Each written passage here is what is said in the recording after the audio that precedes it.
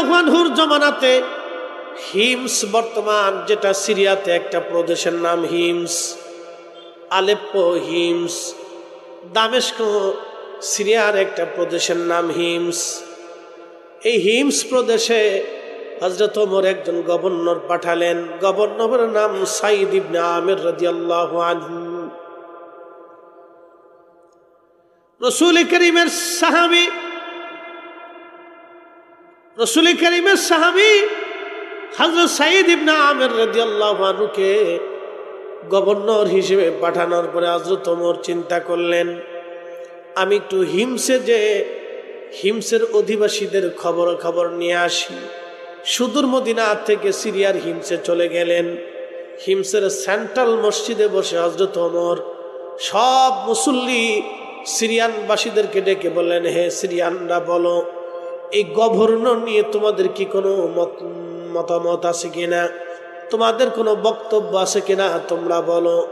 তখন এই হিমসের যিনি জনগণ ছিলেন তারা বলেন, আমিরুল মুমিনিন, এই গভর্নর নিয়ে আমাদের 3টা প্রশ্ন আছে, 3টা আমাদের কথা আছে।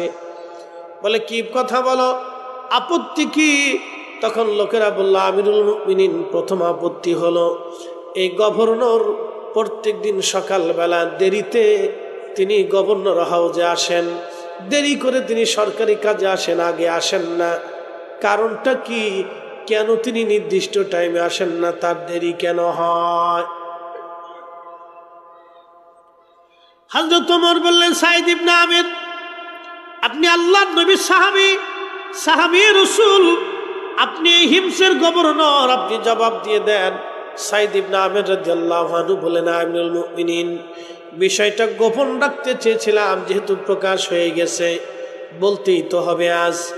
আমিরুল মুমিনিন, আপনি শুনে যান, আপনি জেনে রাখেন, হুজুর, গভর্নরি ভাতা হিসেবে প্রত্যেক মাসে যে টাকা আমার আসে, এই গভর্নরি ভাতা তো আমি গ্রহণ করি না। আমি সামান্য বাইতুল মাল থেকে কোন রকম আমার মাসে চলে এমন অর্থ আমি গ্রহণ করে থাকি। আমিরুল মুমিনিন, ওই টাকা দিয়ে আমার কোন রকম সংসার চলে।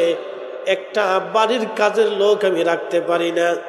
আমি সকালবেলা নিজের কাজ নিজে করি, নিজে রান্না করি, নিজে রান্না বান্না করে নিজে খেয়ে তারপরে আমি কাজে আসি, যার কারণে আমার আসতে দেরি হয়।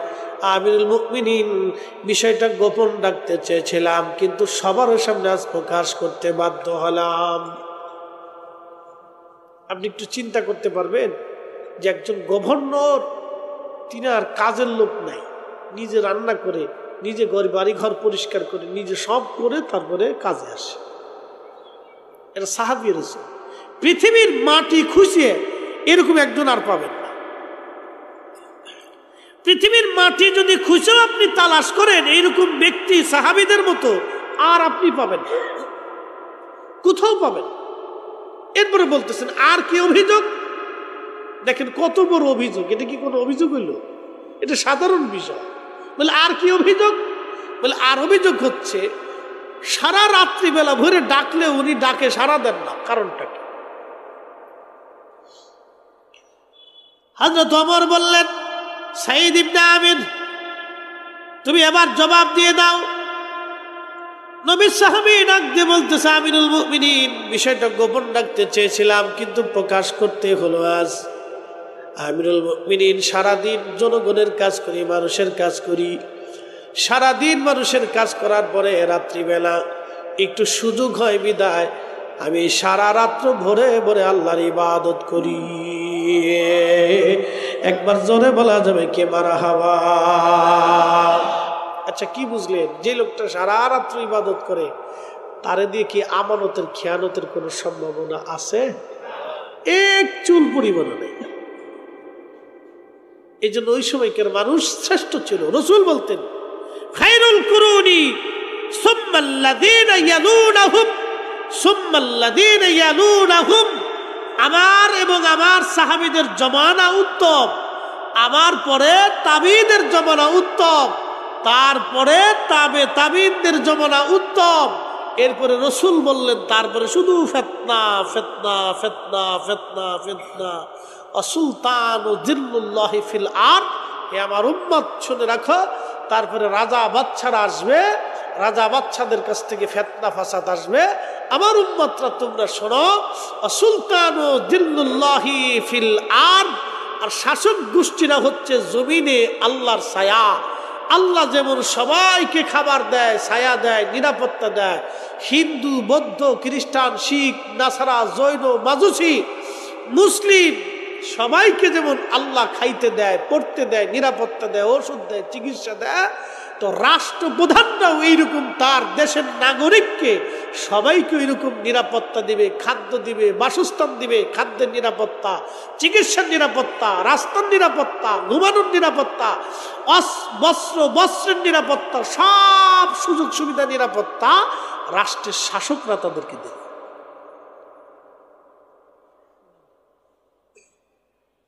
আল্লাহ রসুল শাসক গোষ্ঠী কেমন হবে সেটাও 1450 বছর আগে বলে দিয়ে গেছে, যে শাসকদের আচরণ কেমন হবে সেটাও বলে দিয়ে গেল, যে সে সবাইকে সমান চোখে দেখবে। মনে রাখেন, একজন 17 বছর ছিলেন, তিনি আজকে চলে গেছে। কি কথা কর না কেন? চলে গেছে না? চলে গেছে, চলে গেছে। আমাদের বিধানে না, এটা আল্লাহর বিধানে চলে গেছে, আল্লাহর আইনে চলে গেছে। ইসরায়েল 75 বছর ধরে ফিলিস্তিনিদের সাথে জুলুম করতেছে। আপনি জানেন কত বড় জুলুম? 10 লক্ষ ফিলিস্তিনিদের বাড়ি ঘর তারা উচ্ছেদ করে নিয়ে চলে গেছে। 75 বছর ধরে নিচ্ছে।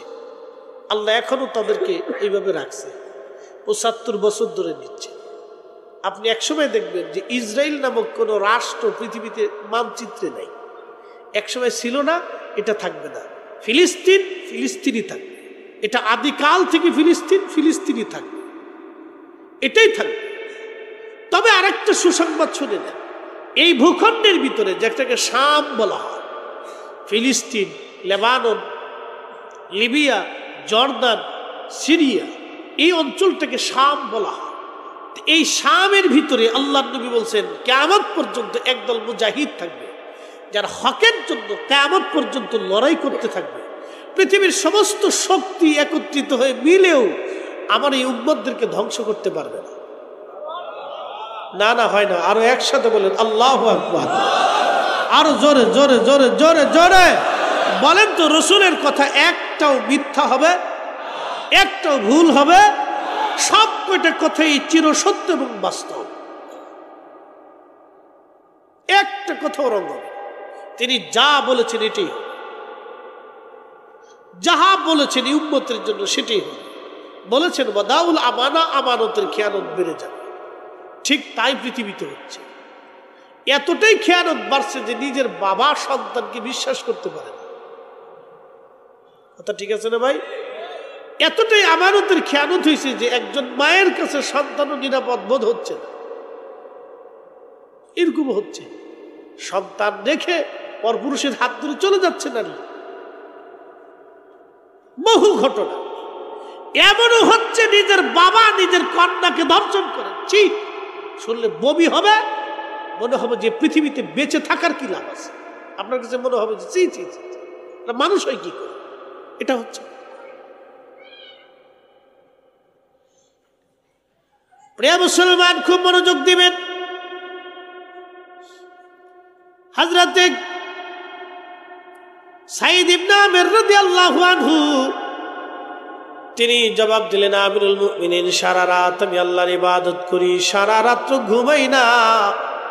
সেই জন্যে আমি চিন্তা করলাম সারা রাত্র আমি আল্লাহর কাজ করি, যার কারণে মানুষ আমাকে ডাকলেও আমি তাদের ডাকে সাড়া দেই না, কারণ সারা রাত আমি আল্লাহর কাজে সময় কাটাই। বলে লোকেরা বলো আর কি অভিযোগ? লোকেরা জাগ দিল, বলল আমিরুল মুমিনিন আরেকটা অভিযোগ হলো, তিনি মাসে একদিন কাজে আসে না। ওই একটা দিন তিনি কি করেন আমরা জবাব চাই। সারা মাসে একটা দিন সে কাজে আসে, আমাদের কথাবার্তা শুনে না। তো কারণটা কি? ওই দিনটা সে করেটা কি? তার জবাব চাই। খলিফা বললেন, সাঈদ ইবনে আমির আপনি বলেন। সাঈদ ইবনে আমির বললেন, আমিরুল মুমিনিন আপনি জানেন আমি অত্যন্ত পীড়িত গরিব মানুষ, গভর্নরি ভাতা হিসেবে বাইতুল মাল থেকে যাহা আসে আমার কোনো রকম খোরাকি হয়, পোশাক আশাক কেনার মতো কোনো অর্থ করি আমার নাই। হুজুর আমার একটা মাত্রই জুব্বা, এছাড়া আর কোনো জুব্বা আমার নাই। এই জুব্বাখানা 1 মাস পর পর আমি পরিষ্কার করি, ধৌত করি আমিরুল মুমিনিন। এই জুব্বাটা মাস শেষ হলে আমি একটা দিন পরিষ্কার করার জন্য আমার পোশাক আশাক সব পরিষ্কার করি। আমি একটা দিন পোশাক না থাকার কারণে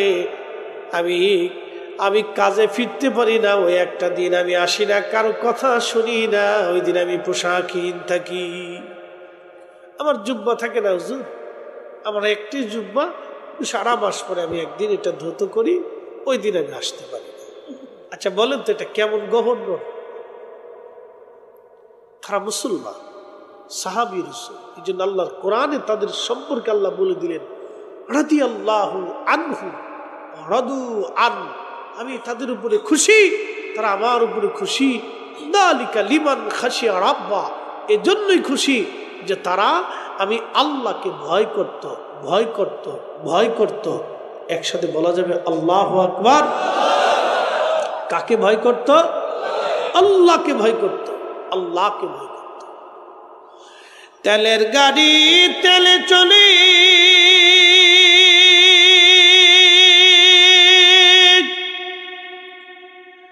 হাওয়ার গাড়ি হাওয়ায় উড়ে, বিনা তেলে চালায় গাড়ি নবী সুলাইমান। আমরা সেই মুসলমান, আমরা সেই মুসলমান। নবীর একজন সাহাবী ছিলেন সালমান ফারসি রাদিয়াল্লাহু আনহু, 250 বছর হায়াত পাইলেন। উনি ইরাকের একজন গভর্নর ছিলেন। সারা মাসে গভর্নরি ভাতা 6000 রিয়াল আসতো, 6000 দিরহাম আসতো, তৎকালীন জমানায় 6000 টাকা। যেই দিন বেতন পাইতেন ওই দিন সকালবেলা সবাইকে ডেকে ফজরের নামাজের পরে ইরাকের সমস্ত গরিব মানুষদেরকে ডেকে ডেকে ডেকে ডেকে 6000 টাকা সব গরিব মানুষকে সমানভাবে বন্টন করে দিতেন। জোরে বলা যাবে না মারহাবা। সাহাবী রাসূলের ইন্তেকালের সময় চোখের পানিগুলি বে বে বে বে পড়ে যাচ্ছে। সাহাবীরা বললেন হুজুর আপনি রাসূলের সবচেয়ে বয়োবৃদ্ধ সাহাবী, আপনি চোখের পানি ফেলে ফেলে কেন কাঁদেন? কি জন্য আপনি কাঁদেন গো? সালমান ফারসি বলে সাহাবীরা রে, আমি কিয়ামতের ময়দানে রাসূলের সামনে কোন চেহারা নিয়ে দাঁড়াবো বলো? বলে কেন, কি হয়েছে? বলে আমার নবী ইন্তেকালের সময় সব সম্পদগুলি আল্লাহর রাস্তায় দান করে দিয়ে গেছে, একটা কোটি সম্পদ নবী দুনিয়াতে রেখে যান নাই। এখন আমার কত সম্পদ জমা হয়ে গেল, কিয়ামতের ময়দানে আমি আমার রাসূলের সামনে কোন মুখ নিয়ে দাঁড়াবো? যদি রাসূল জিজ্ঞাসা করে কি জবাব আমি দেব বলো?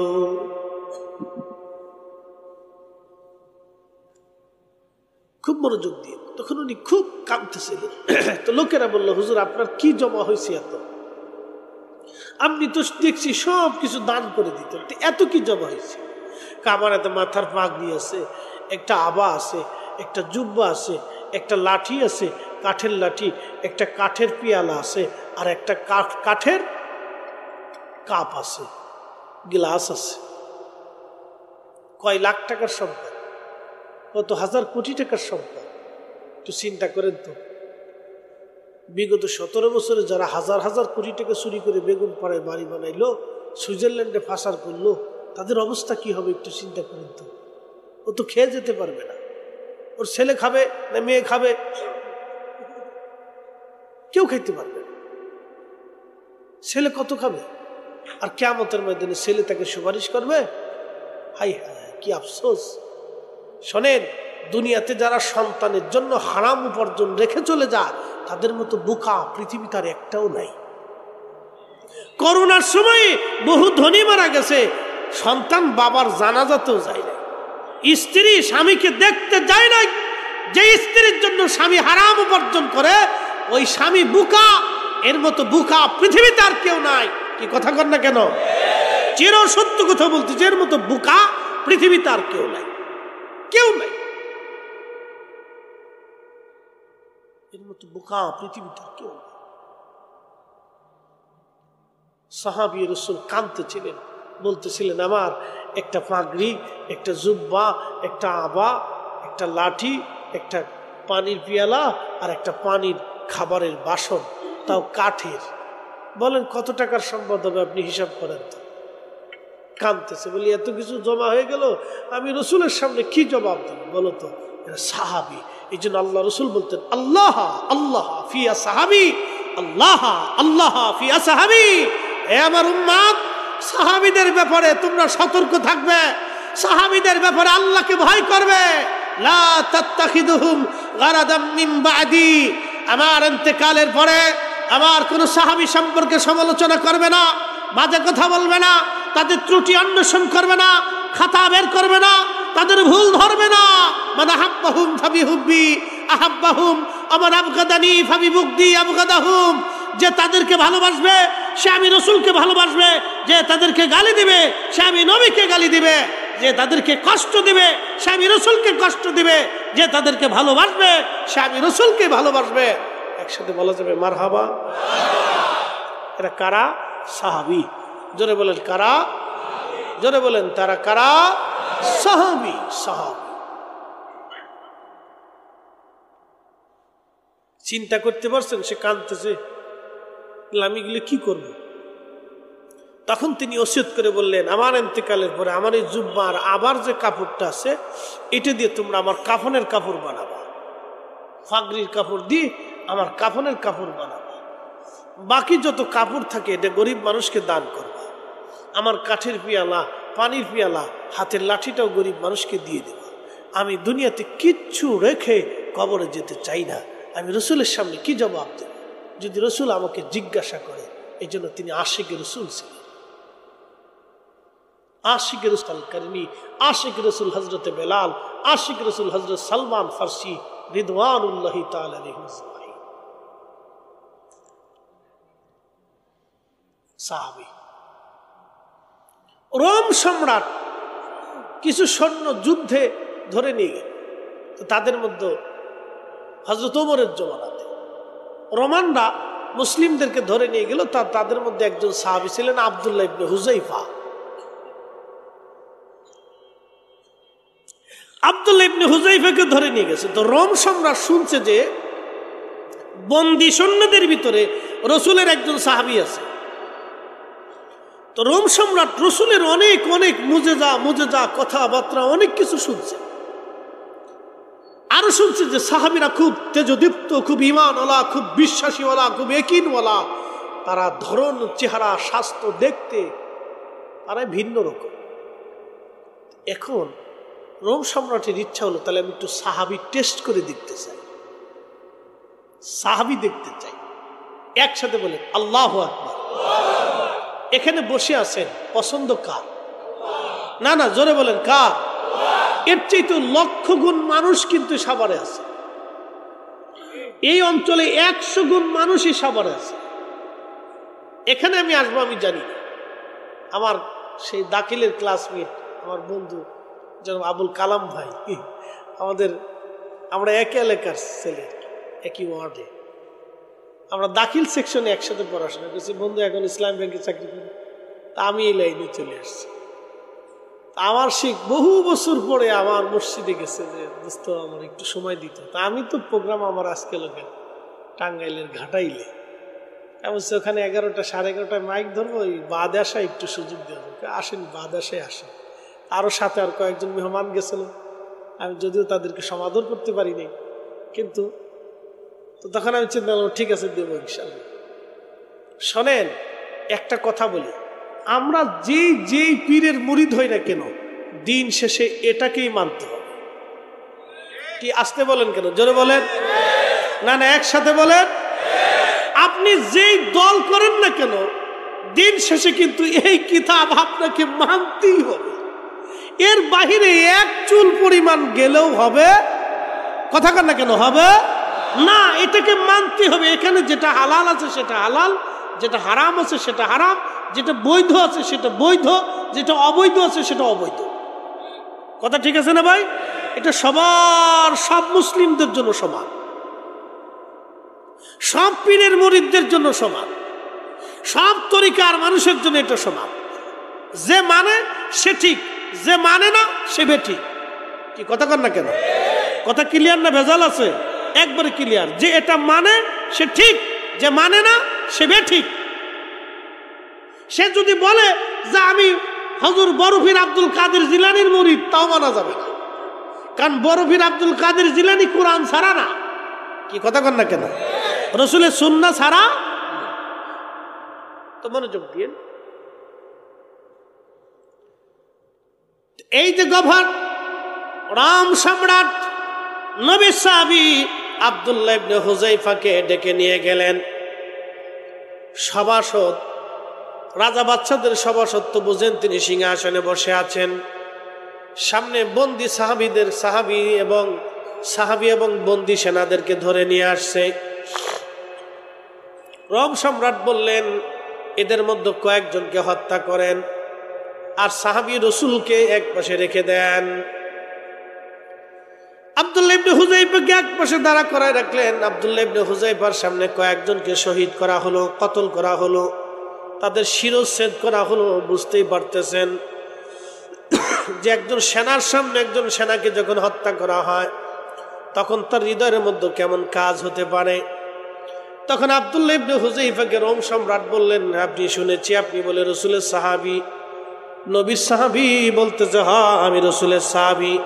বলে, রসুলের সাহাবী যদি আপনি হন তাহলে আমি আপনাকে প্রস্তাব দিচ্ছি, আমি রোম সম্রাট, আমার একটা মাত্র কন্যা আছে, আপনার সাথে বিয়ে দিব। যদি আপনি রাজি হন আপনার সাথে আমার মেয়েটাকে বিয়ে দিব এবং আপনাকে খ্রিস্টান হতে হবে। সাহাবী রসুল বললেন, রোম সম্রাট, জীবনের সব চলে যেতে পারে, আমি রসুলের সাহাবী, আমার ঈমান তুমি নষ্ট করতে পারবা না। একবার জোরে বলা যাবে কি আল্লাহু আকবার? বলে, তাহলে সাহাবী, আমার এই রোম সাম্রাজ্যের বাদশা তোমাকে এই চেয়ারে বসিয়ে দিব, আমার মেয়ে বিয়ে দেবো, আমার একটা মেয়ে তোমার এখানে বসাবো আর দিয়ে দিব, সারা রোম সাম্রাজ্য তোমারে দিব, তুমি খ্রিস্টান হয়ে যাও। সাহাবী বললেন, তাও হবে না, জীবন গেলেও হবে না। বলে, তোমাকে শহীদ করবো। বলে, তাও করে দাও, তাও ঈমান যাবে না। একসাথে বলবেন আল্লাহু আকবার। এরা সাহাবী। জোরে বলেন, তারা কি? একসাথে বলেন, তারা কি? সাহাবী। তারা সাহাবী। এরকম আমাদেরকে ইমানে একিন, হকের উপরে, ন্যায়ের উপরে প্রতিষ্ঠিত থাকতে হবে। কথা ঠিক আছে না ভাই? আমাদের মোহতারাম আসছেন, নারে তাকবীর, নারে তাকবীর। প্রধান অতিথির আগমন, প্রধান অতিথির আগমন। আমাদের জনাব ডক্টর দেওয়ান মোহাম্মদ সালাউদ্দিন সাহেব, আপনাদের এই অঞ্চলের সাবেক সংসদ, তিনি এসেছেন। আমরা বলি মারহাবা। ভালো আছেন? আমার সামনে মহাগ্রন্থ আল্লাহর কোরআন। এই যে একটা কিতাব আপনাদের সামনে মসজিদে পাওয়া যায়, মাদ্রাসায় খুঁজলে পাওয়া যায়, লাইব্রেরিতে খুঁজলে পাওয়া যায় না ভাই? কিন্তু এই কিতাবটা সরাসরি আসমান থেকে, আল্লাহর পক্ষ থেকে, আল্লাহর জবান নিঃসৃত বাণী থেকে, আল্লাহর হাবিবের কালবে আল্লাহ নিক্ষেপ করেছে। একসাথে বলবেন সুবহানাল্লাহ। আল্লাহ তার রসুলের কাল মুবারক এটা নাজিল করেছে। যেখানে আয়াতগুলি আসতো তখন আল্লাহর নবী ঘেমে চুপসে যেতেন। তিনি মাটির উপরে বসা থাকলে দেবে যেতেন। উটের পৃষ্ঠে চড়া থাকলে উটের পিঠ তখন বাঁকা হয়ে উটের পাগুলি মাটির মধ্যে বসে যেত। এই কোরআনের এক আয়াতে আল্লাহ বলেছেন, লাউ আনজালনা হাদাল কোরআন লারাআইতাহু। নবী গো, আমি যদি এই কোরআনকে পাহাড়ের উপরে নিক্ষেপ করতাম, লারাআইতাহু, আপনি দেখতেন, লক্ষ্য করতেন, খাশিআন মুতাসাদ্দিআন মিন খাশিয়াতিল্লাহ, আমি আল্লাহর ডরে, ভয়ে এই পাহাড় গলে মিসমার হয়ে যেত। তাহলে আপনি বুঝেন যে কোরআনের ওজনটা কত হতে পারে। যদিও এটা 250 গ্রাম বাহ্যিকভাবে আপনি বুঝতে পারতেছেন। এটা আপনি কাগজের পৃষ্ঠার ভিতরে লেখা আছে, কিন্তু মূল বাক্যগুলি কোনো সৃষ্টি নাই। এটার কাগজ সৃষ্টি, কালি সৃষ্টি, কিন্তু কথা সৃষ্টি না। কথা আল্লাহ। একসাথে বলেন, কথা কার? এই কোরআনের একটা মাসালা আছে, এই কোরআনের উপর একটা বিশ্বাস আছে, আকীদা আছে আমাদের। আকীদা আহলে সুন্নাত ওয়াল জামাতে আকীদা হচ্ছে কোরআন শরীফ আল্লাহর কালাম। কোরআন কার কালাম? আল্লাহর কালাম। যেমন আলিফ লাম মিম, এই যে 3টা হরফ আলিফ লাম মিম, এই শব্দগুলি পৃথিবীর কোনো ব্যক্তির, কোনো সাহিত্যিকের, কোনো কবির লিখিত না। যালিকাল কিতাবু লা রাইবা ফীহি হুদাল লিল মুত্তাকিন।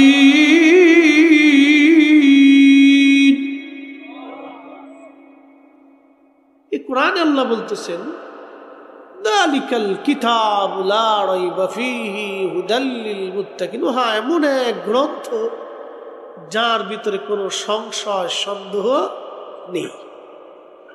আচ্ছা বলেন তো, আজও পর্যন্ত কি এই কালামের কোনো ব্যত্যয়, কোনো ভুল, কোনো ত্রুটি, কোনো আইব আজ পর্যন্ত কেউ ধরতে পারছে?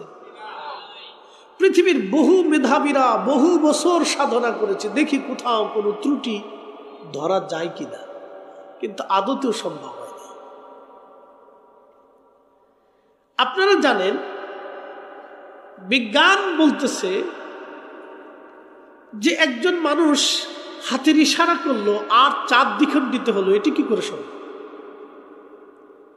কিন্তু কিছুদিনের গবেষণার ভিতরে এটি নিয়েও গত পরশুদিন খবরে দেখলাম, সারা বিজ্ঞানীরা গবেষণা করে পেয়ে গেল যে একসময় চাঁদ পৃথিবীতে দ্বিখণ্ডিত হয়েছিল, চাঁদের মাঝখান থেকে একেবারে পুরাপুরি একটা ফাটল দৃশ্যমান।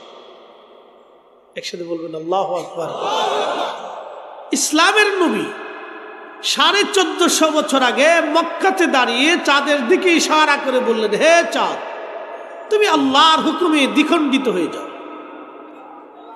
চাঁদ কাঁপতে লাগলো, কাঁপতে কাঁপতে দ্বিখণ্ডিত হয়ে পাহাড়ের 2 পাশে যে চাঁদ, 2 টুকরো চাঁদ কাঁপতে শুরু করলো, থরথর করে কাঁপতে লাগলো। একসাথে বলবেন আল্লাহু আকবার। নবীদেরকে আল্লাহ মুজিজা দিয়েছেন। কেন? যদি মুজিজা না দিতেন তাহলে মানুষ বলতো সে যে নবী, তার প্রমাণ কি?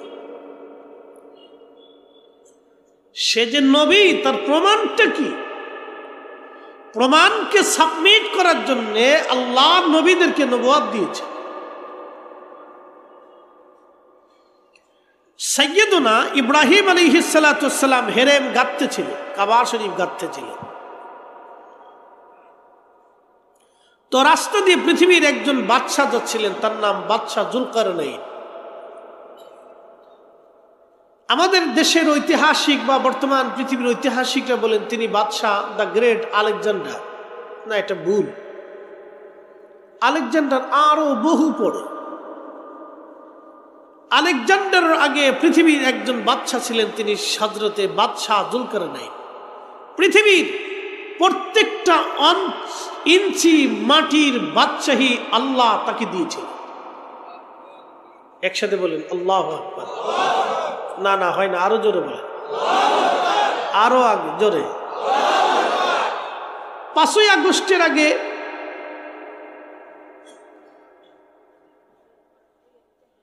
এক দলের অভিমত ছিল যে আমরা আরো বহুদিন টিকে থাকব, কিন্তু এখানের ফয়সালা হলো কুলিল্লাহু মালিকাল, আমি তামাম সৃষ্টির মুলকের মালিক। তুতিল মুলকা মান তাশা, আমি যাকে খুশি রাজত্ব দেই। তুইজ্জু মান তাশা, যার কাছ থেকে খুশি ওটা সিনাই নিয়ে যায়।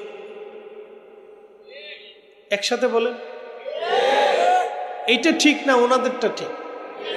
কোরআনেরটা ঠিক না ওনাদেরটা ঠিক? এটাই ঠিক, যুগে যুগে এটাই ঠিক হয়েছে। কথা কোন ঠিক কিনা? যাহা রাব বলেছেন এটাই ঠিক। আবার আগামীতে কে আসবে আমরা কেউ বলতে পারবো। প্রিয় উপস্থিতি, সারা পৃথিবীর বাদশাহী দিয়েছিলেন বাদশা জুলকারনাইন। হযরতে ইব্রাহিম আলাইহিস সালাম কাবা শরীফ গাঁথতেছিলেন, ওই রাস্তা দিয়ে জুলকারনাইন যান। জুলকারনাইন জিজ্ঞেস করলেন, হে আল্লাহ তুমি কে? বলে আমার নাম ইব্রাহিম। খলিলুল্লাহ। বলে খলিলুল্লাহ কি? বলে খলিলুল্লাহ আল্লাহর বন্ধু। বলে আল্লাহকে? বলে জুলকারনাইন তিনি তোমারও রব আমারও রব, তিনি একমাত্র মালিক স্রষ্টা আল্লাহ। জুলকারনাইন ডাক দিয়ে বললেন, হে ইব্রাহিম তুমি তাহলে কে? বলে আমি তার নবী। বলে ইব্রাহিম আল্লাহ যে আছে তুমি যে তার নবী, আমি জুলকারনাইন কি করে বিশ্বাস করব বলো? সাইয়্যিদুনা ইব্রাহিম ডাক দিয়ে বললেন, জুলকারনাইন তাহলে তুমি বলো কি করলে তুমি মানবা আল্লাহ আছে এবং আমি তার নবী বিশ্বাস করবা? জুলকারনাইন বলল, ইব্রাহিম পাহাড়ে জাবালে আবু কুবাইসে ছাগল ভেড়া দুম্বাগুলি চড়ে চড়ে বেড়ায়, ঘাস খেয়ে বেড়ায়। ইব্রাহিম ওই ভেড়ার পাল যদি এসে এই হেরেমের তোমার কাবার পাশে এসে দাঁড়াইয়া যদি বলে আল্লাহ আছে এবং তুমি তার নবী, তাহলে আমি জুলকারনাইন মেনে নিব আল্লাহ আছে। যদি ওই ভেড়ার দল এসে তোমার কালেমার সাক্ষ্য দেয় ইব্রাহিম, তাহলে মানব তুমি নবী। সাইয়েদুনা ইব্রাহিম আলাইহিস সালামের মুজিজা বলতেছি। ইব্রাহিম আলাইহিস সালাম ভেড়ার দলকে ডাক দিছে, ভেড়ার দল এদিকে আসো। সমস্ত ভেড়াগুলি দৌড়িয়া সাইয়্যিদুনা ইব্রাহিম আলাইহিস সালামের সামনে দাঁড়িয়ে গেল। ইব্রাহিম ডাক দিয়ে বললেন, এ ভেড়ার দল তোমরা এই কালেমার আমার কালেমার সাক্ষ্য দাও। ভেড়ার দল বলতে লাগলো, লা ইলাহা ইল্লাল্লাহু ইব্রাহিম খলিলুল্লাহ। চিৎকার মেরে জোরে বলেন সুবহানাল্লাহ। আচ্ছা কি মনে হয় ছাগলে কথা বলতে পারে? এখন বলে ছাগলের এই ভেড়ার ভাষা কে দিল? জবান খুলে কে দিল? আল্লাহ সৃষ্টির রুলস হচ্ছে গরু দুম্বা ভেড়া বকরি এরা মানুষের মতো কথা বলবে না। এটা আল্লাহর আইন, এটা আল্লাহর আইনে সে কথা বলতে পারে না। এটা আল্লাহর ফয়সালা বিধান। মানুষই শুধু মানুষের মতো তার ভাষা দিয়ে ভাব প্রকাশ করতে পারবে, বাকিটা কোন সৃষ্টি আর সম্ভব না জিন ব্যতীত।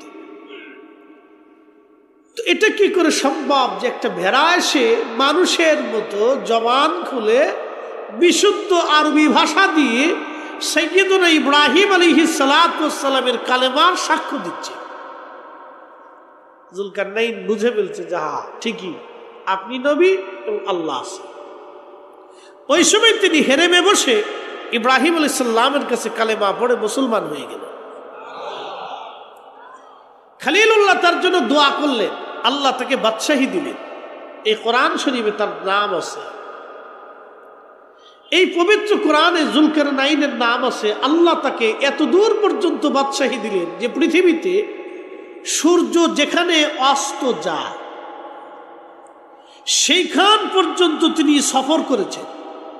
যেখান থেকে সূর্য যে সাগরের থেকে উদিত হয় তিনি সেই সাগরের শেষ সীমা পর্যন্ত পৌঁছিয়েছেন, যা আজও আধুনিক বিজ্ঞানের পক্ষে সম্ভব হয় নাই। বুঝে যাবেন আপনি। সারা পৃথিবীর বাদশাহী আল্লাহ তাকে দিয়েছিলেন। বাদশাহ জুলকারনাইন। কোন কোন বর্ণনাতে আসছে তিনি 1000 বছর পৃথিবী শাসন করেছেন, কেউ বলেছেন 1600 বছর। আমরা 1000 বছরই ধরি বা 800 বছরই ধরি, তো 4টিখানি কথা না। সারা পৃথিবী শাসন করেছে, সারা পৃথিবীতে তিনি ঘুরে বেরিয়েতেন। আল্লাহ ওনাকে একটা ঘোড়া দিয়েছিলেন, এই ঘোড়ার মাধ্যম দিয়ে সারা পৃথিবীতে সফর করতেন। ওনার পরে আল্লাহ আর একজনকে বাদশাহী দিলেন, তিনি সুলাইমান আলাইহিস সালাম। আল্লাহ তাকে একটা তখ্ত দিয়েছিলেন, সারা পৃথিবী শাসন করেছেন। এখন প্রশ্ন করি, জবাব দিবেন, এই শাসন ক্ষমতা কি স্থায়ী না অস্থায়ী? একসাথে বলতে হবে। এই সাভারের ভিতরে শত শত হাজার হাজার কোটি টাকারও মালিক আছে না ভাই? বলেন তো, আল্লাহর সিদ্ধান্তের বাহিরে একটা ভাতের দানা বেশি খাওয়ার কোন সুযোগ কারো আছে? ব্যাংকে থাকুক, জমিনে থাকুক, ইন্ডাস্ট্রিতে থাকুক, সে হাজার হাজার কোটি টাকার মালিক হবে, কিন্তু খেতে পারবে না।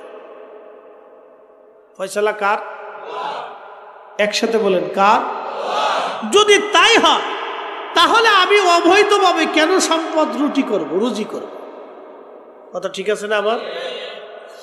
আচ্ছা বলেন, কেউ কবরে চলে গেলে আর ফিরে আসার কি কোনো সুযোগ আছে?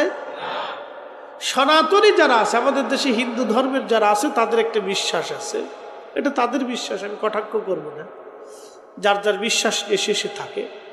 তো তাদের বিশ্বাস হচ্ছে আবার আসিব ফিরে ধানসিঁড়িটির তীরে নবান্নে এ বাংলায়, হয়তো শালিকের বিষয়। তাদের বিশ্বাস হচ্ছে ভগবান আমাদেরকে আবার পৃথিবীতে পাঠাবে, হয়তো পাখি করে বা কবুতর করে, না হয় কোনো প্রাণী করে বা কোনো পশুকুল করে ভগবান আমাদেরকে আবার পৃথিবীতে পাঠাবে, এটা হচ্ছে তাদের বিশ্বাস। কিন্তু আল্লাহর ফয়সালা অনুযায়ী আর পৃথিবীতে আমাদের ফিরে আসার কি আদৌ কোনো সুযোগ আছে? নেই। ওয়ালাই ইউআখিরাল্লাহু নাফসান ইযা জাআ আজালুহা।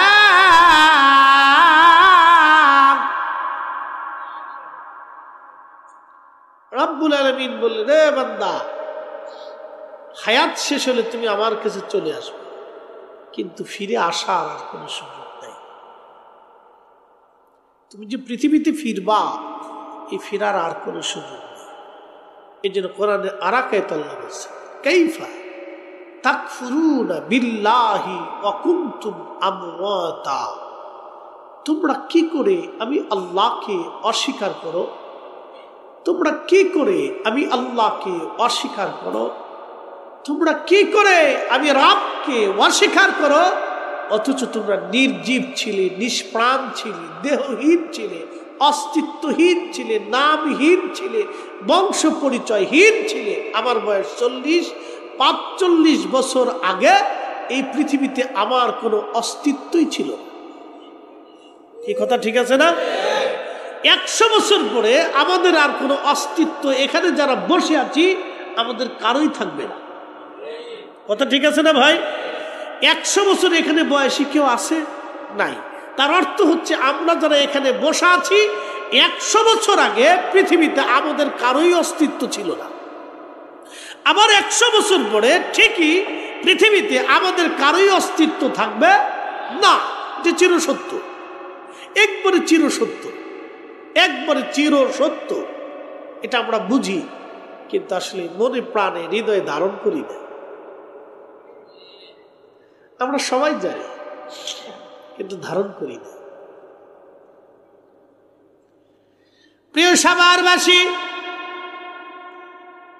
রব্বুল আলামিন আমাদেরকে জানিয়ে দিলেন, হে বান্দা, তুমি কি করে আমাকে অস্বীকার করো? অথচ তুমি নির্জীব ছিলে, নিষ্প্রাণ ছিলে, দেহহীন ছিলে, অস্তিত্বহীন ছিলে, শক্তিহীন ছিলে, ক্ষমতাহীন ছিলে, তুমি কিছুই ছিলে না।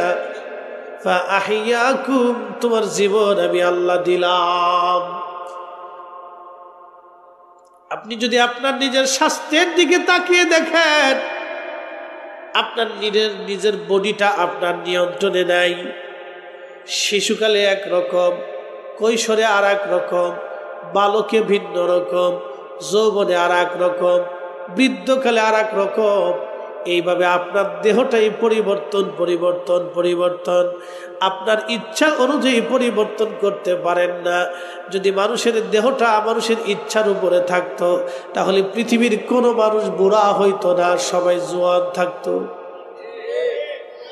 তাহলে আমাদের ইচ্ছার উপরে আমাদের বডি নেই, অর্থাৎ আমাদের ইচ্ছা হলেও আমরা অনেক কিছু করতে পারবো না। আমরা ইচ্ছা করলেই পৃথিবীতে বেঁচে থাকতে পারবো না। আমরা ইচ্ছা করলেই গরু যেমন 1 মণ খায় প্রত্যেক দিন খেতে পারবো না। প্রত্যেক দিন তিমি 110 মণ খাবার একটা তিমি খায়, আপনি ইচ্ছা করলেই 110 মণ খেতে পারবেন না। চিরসত্য।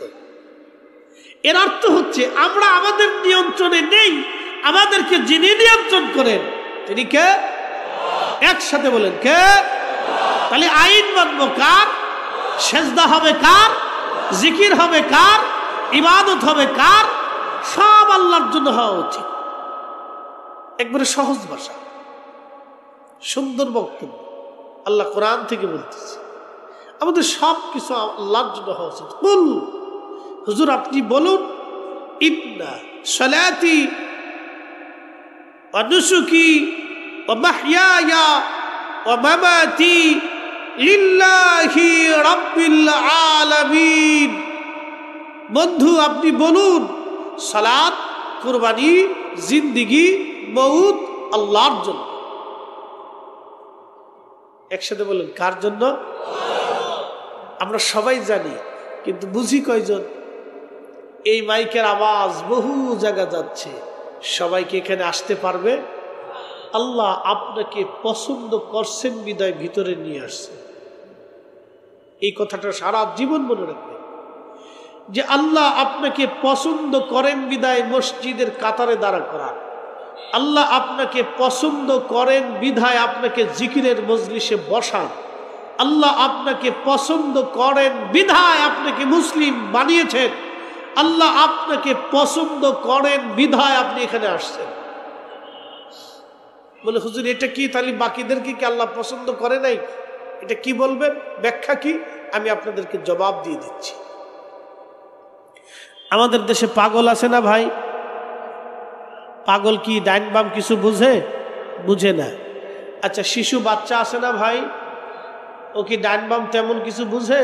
বুঝে না। আচ্ছা, পাগল ধর্ম সম্পর্কে, আল্লাহ সম্পর্কে কিছু বুঝে না। আমাদের শিশু বাচ্চারাও ধর্ম কর্ম সম্পর্কে ওরা কিছু বুঝে না। জঙ্গলে, আমাজনে, বিভিন্ন জঙ্গলে যারা দেখবেন জঙ্গলি আছে, তারাও ধর্মকর্ম সম্পর্কে কিছু বুঝে না। ভালো আছে?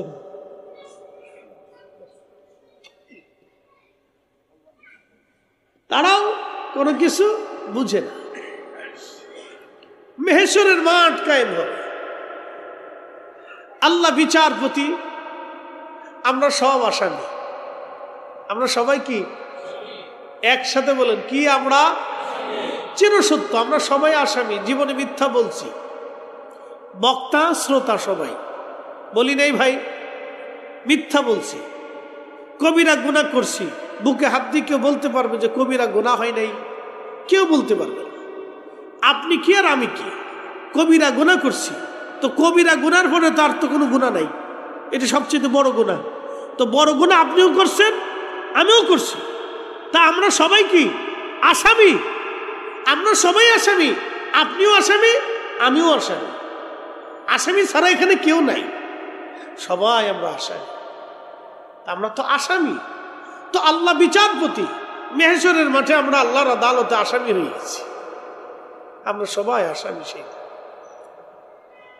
তো সেই দিন আল্লাহ পাগলকে ডাক দিবেন, আরে পাগল, তুমি কেন দুনিয়াতে আমি আল্লাহর আইন মানো নাই, আমাকে খোদা বলে জানো নাই? পাগল বলবে, ইয়া রাব্বি, আমারে পাগল বানাইছিলা, যদি পাগল না বানাইতা তাহলে অবশ্যই তোমাকে মেনে মেনে চলতাম।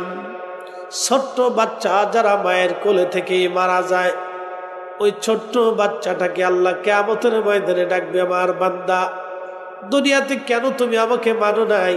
ছোট্ট বাচ্চা বলবে, ইয়া রাব্বি, বুঝারা বয়স হওয়ার আগেই তো নাবালেগ অবস্থায় তুমি আমাকে কবরে নিয়ে আসছো, তোমার দরবারে নিয়ে আসছো। আল্লাহ, যদি সেই দিন তুমি আমারে বড় বানাইতা, বালেগ বানাইতা, তাহলে তোমাকে মানতাম। জঙ্গলের ভিতরে জঙ্গলি বাহিনী যারা আছে, বড় মানুষ যারা আছে, ওই যে উপজাতি যারা আছে, যাদের কাছে কখনো কালেমার দাওয়াত পৌঁছায় নাই, তাদেরকে আমার রব বলবে, ও আমার বান্দারা, কেন তোমরা আমার কাছে মানো নাই, আমার কথা মানো নাই, আমাকে খোদা বলে জানো নাই? সেই সময় জঙ্গলিরা বলবে, ইয়া রাব্বি, যদি আমাদের কাছে কালেমার দাওয়াত আসতো তাহলে আমরাও মেনে নিতাম। আল্লাহ, কেউ তো কালেমার দাওয়াত আনে নাই, সেই জন্য আমরা মানতে পারি নাই। সবার উত্তর সুন্দর। রব্বুল আলামিন বললেন, তাহলে আমি যা বলবো তোমরা কি মানবা? বলে, হ্যাঁ রব, মানবো। তখনই আল্লাহ বলবেন, এ আমার বান্দারা, এ পাগল যারা দুনিয়াতে পাগল ছিল, এ শিশু, তোমরা যারা শিশু খেলে আমার ডাকে চলে আসছো, এ জঙ্গলের প্রাণী মানুষগুলি তোমাদের কাছে যাদের কালেমার দাওয়াত পৌঁছায় নাই, আমি রব এখনই হুকুম দিলাম, তোমাদেরকে জাহান্নামী বানাইলাম, তোমরা জাহান্নামে চলে যাও। তখন একদল ছুট দিবে, দৌড় দিবে জাহান্নামের দিকে, এক দৌড়াইতে থাকবে, আর একদল দাঁড়াই থাকবে। আল্লাহ বলবেন, তোমরা দৌড়া দিল না, হুকুম দিলাম জাহান্নামে যেতে, দাঁড়াই রইছো? বলি, ইয়া রাব্বি, জাহান্নাম বড় কষ্টের জায়গা, কঠিন জায়গা, আল্লাহ ডর করে, আপনারা মাফ করে দাও। ঠিক কত বড় সিটার। আল্লাহ ডাক দিবে, হে বান্দা, আমাকে তোমরা দেখেছো, আমার হাসর দেখেছো, জাহান্নাম দেখতেছো, আমি রাব্বে কারীমের সামনে আমি সরাসরি হুকুম দেওয়ার পরও তোমরা আমার কথা না মেনে এখনো দাঁড়ায় রইছো। তাহলে তোমরাই শোনো, দুনিয়াতে যতই শুধু উপদেশের জন্য নবী রাসূল, উলামা, ফুদালা, আউলিয়াতকেরা যতই তোমাদেরকে নসিহত করতো, তোমরা মানতা না। আমার এই সরাসরি তোমরা মানলা না, দুনিয়াতেও তোমরা মানতা না। অতএব জাহান্নামে চলে যাও, জাহান্নামে চলে যাও, জাহান্নামে চলে যাও, তোমরা জাহান্নামে।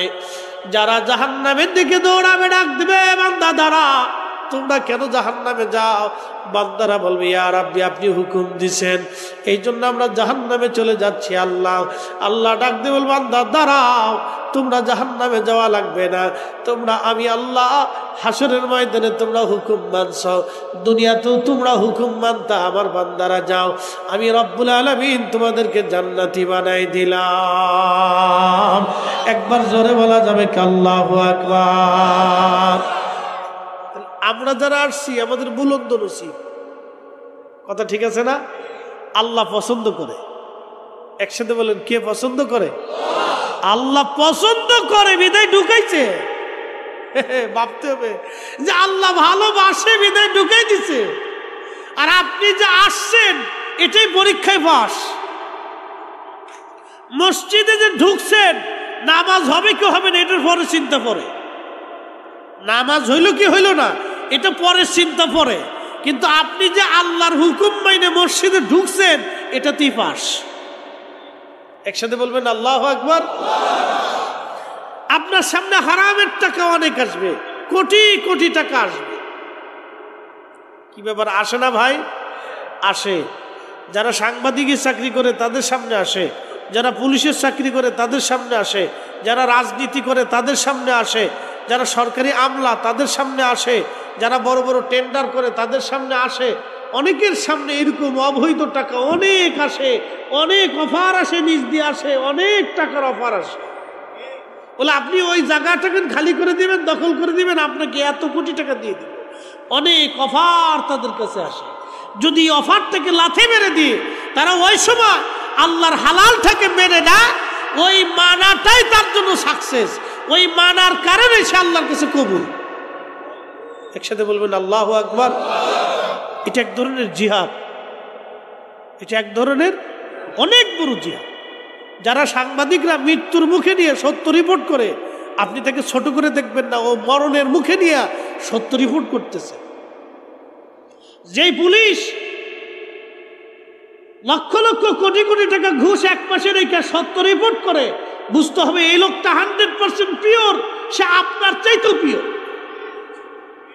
কারণ সে এক পাশে অর্থ আর এক পাশে হক রাইখা সে হকের উপরে একবারে দায়েব কেবরে, সেই লোকটা 100% পিওর।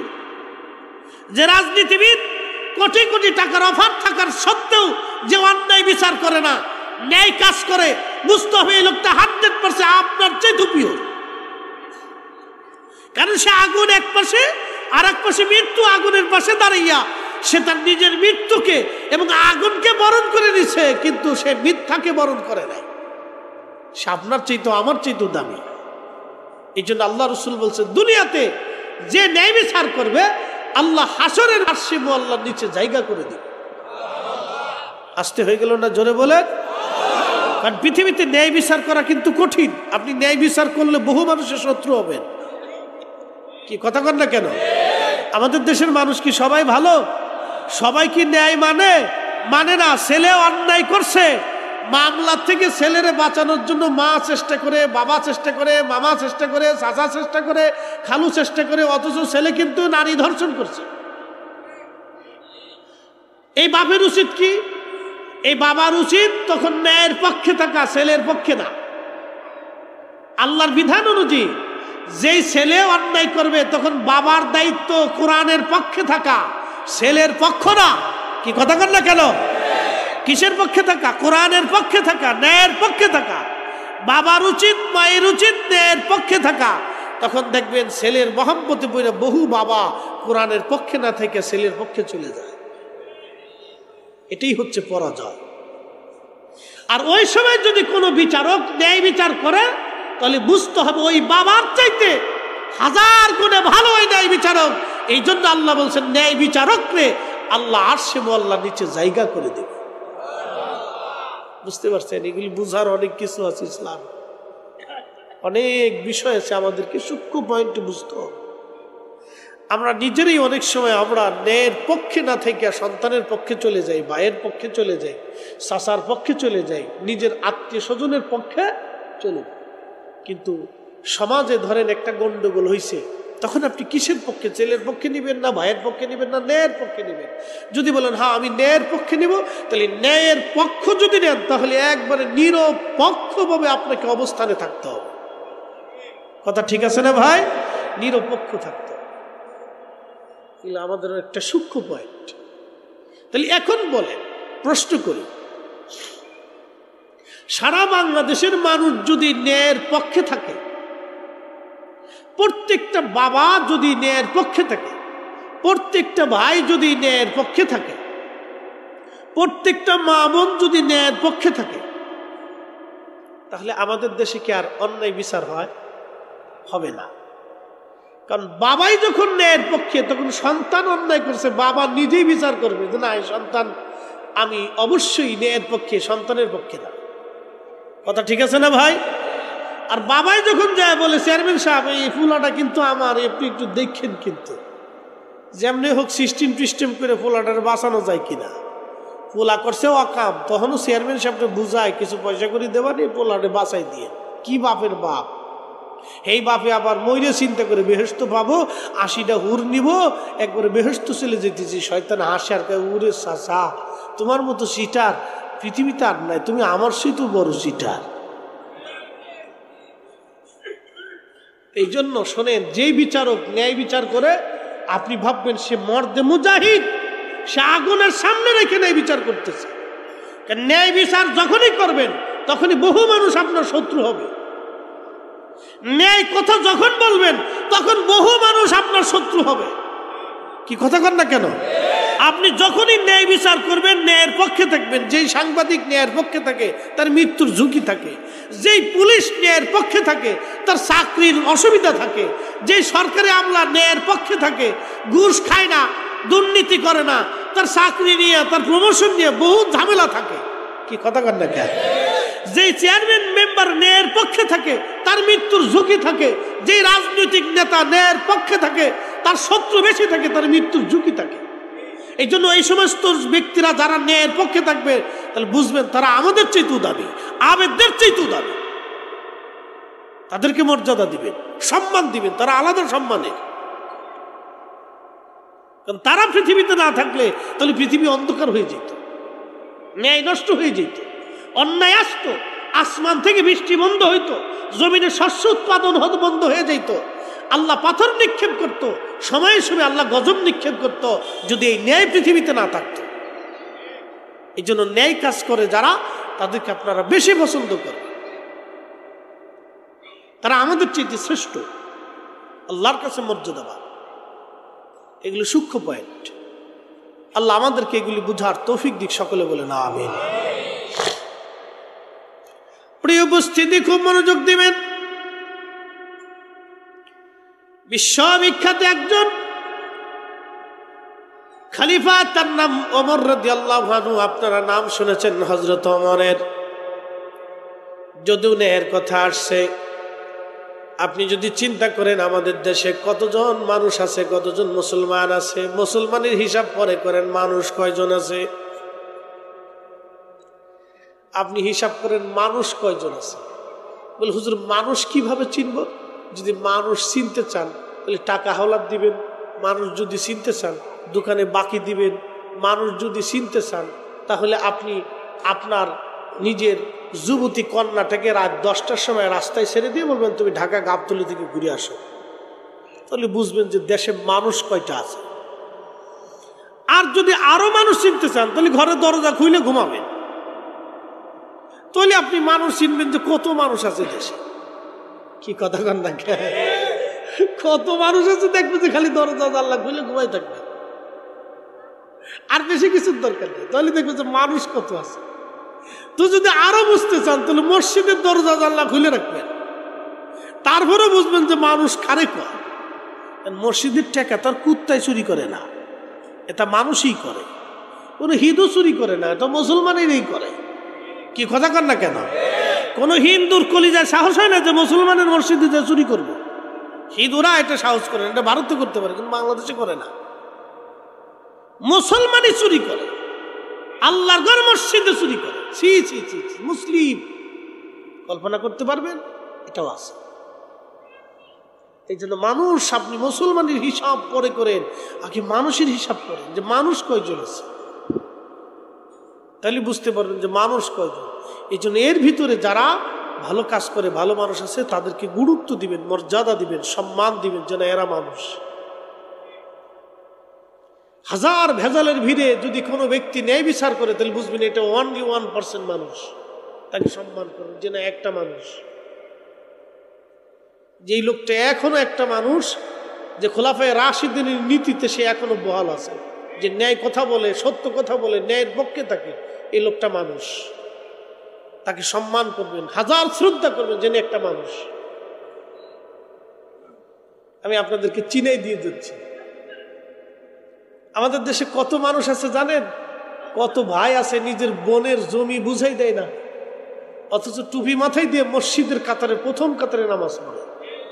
কি কথা কর না কেন? আমাদের তো আলেম, আমরার কাছে অনেক মানুষ দোয়ার জন্য আসে, কতজন কান্দে যে হুজুর একটু দোয়া করে যে আমার জমি পাই না। ভাই সেই দিন একজন কানতে কানতে অস্থির হয়ে যেত, এক বৃদ্ধা মহিলা, আমার ভাই আমাকে ঠকাই দিছে, আমার জমি আমার ভাই আমার বুঝাই দেন, এতটা বছর আমি গরিব মানুষ। আপনি তার কথা শুনলে গা শিহরে উঠবে যে করেটা কি? নিজের মায়ের পেটের ভাই তার বোনকে জমি 30 বছর ধরে বুঝাই দেয় না। আপনি কল্পনা করতে পারবেন? গা শিহরে ওঠার মতো কথা। আবার এই বিষয় নিয়ে যদি আপনি আদালতে মামলা করেন তো মামলা 30 বছর চলে। এখন আমি আপনাদেরকে একটা সূক্ষ্ম পয়েন্টে প্রশ্ন করি, জবাব দিবেন তো।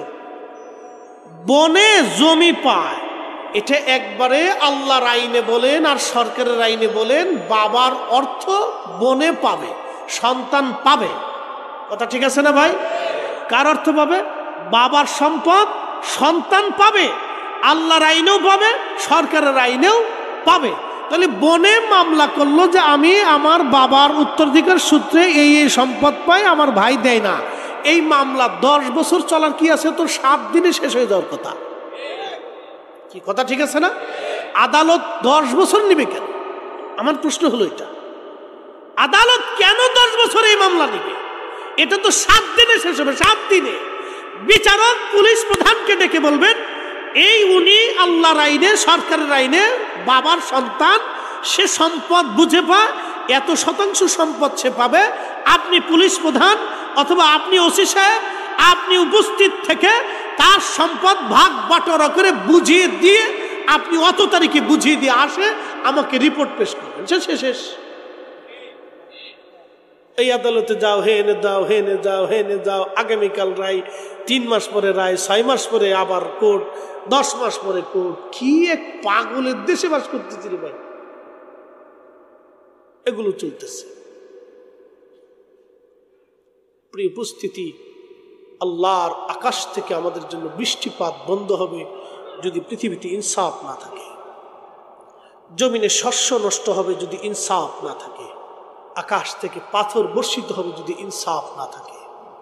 আপনি হজ করে কি করবেন যদি আপনার ভিতরে ইনসাফ না থাকে?